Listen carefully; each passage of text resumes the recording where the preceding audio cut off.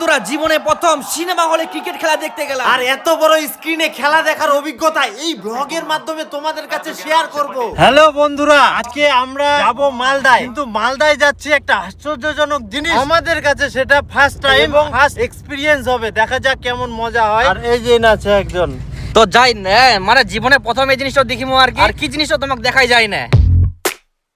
তো বন্ধুরা দেখতে দেখতে পৌঁছায় কেন গাজল, আর গাজল পৌঁছায় লাগি গেলে সবাকে ভোগ। নিরামিষ ডাল ভাত খেলাম, মন শান্তি। মন শান্তি পেট শান্তি করার পর আর বেশি দেরি না করি রওনা দিয়ে দিলাম। তারপরে ধারাধীর করে পৌঁছি কেন মালদা পিআরএম মল। তো ফটাফট আমরা গাড়িটা পার্কিং করি, এখন আমরা ওয়েট করি লিফটের জন্য। কিন্তু লিফটও আর তাড়াতাড়ি আসেনি, এইদিকে আমার ধৈর্যের ওই তারা চলে আসিয়া।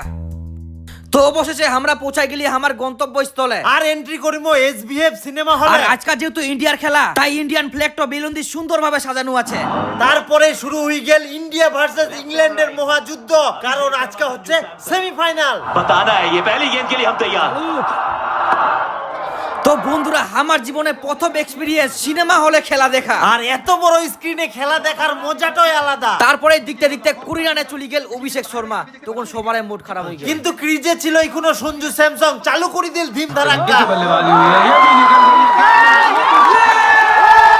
তারপরে দেখতে দেখতে ইন্ডিয়া রান করে ফেলাইল 253। জিটো টি20 ওয়ার্ল্ড কাপের সর্বোচ্চ রান। জিটো দেখি আমার মনে হল ইন্ডিয়া তো হামাশাই জিতিবে। কিন্তু খেলার মধ্যে তো টুইস্ট এখনো অনেক বাকি আছে। একদিকে জেকব পেটেল পিটাই যা, আর এইদিকে অক্ষর পেটেল দারুণ দারুণ ক্যাচ ধরেই যা। তারপরে আর চিন্তা কিসের, সবারে যেটা আশা ছিল সেটাই হলো, ইন্ডিয়া জিতে গেল।